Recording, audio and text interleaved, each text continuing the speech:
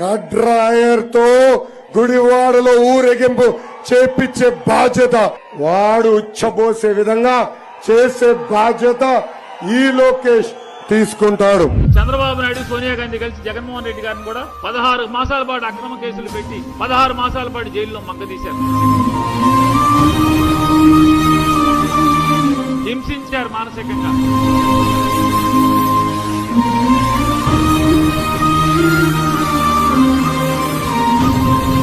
జగన్మోహన్ రెడ్డి గారు ఏం చేశాడు? బయటకు వచ్చి సోనియా గాంధీని జైల్లో వేస్తాం, చంద్రబాబు నాయుడు గుట్లోడు తీస్తాం, చంద్రబాబు నాయుడు కొడుక్కి కోసి కారం పెడతాం, ఇది మాట్లాడేటండి జగన్మోహన్ రెడ్డి గారు. ఏం చెప్పాడు? ఈ రాష్ట్ర ప్రజలకు ఇది చేస్తాను, ఈ వర్గాలకి ఇది చేస్తాను, విద్యా వ్యవస్థను బాగు చేస్తాను, ఆరోగ్య వ్యవస్థను బాగు చేస్తాను, ఇల్లు లేని ఇల్లు కల్పిస్తాను, 2 లక్షల ప్రభుత్వ ఉద్యోగాలు కల్పిస్తాను నిరుద్యోగ యువతకి. ఇట్లాంటి మంచి మాటలు కదా చెప్తూ వచ్చాడు ఆయన. ఇది కదా ఒక రాజకీయ పార్టీకి ఉండాల్సింది.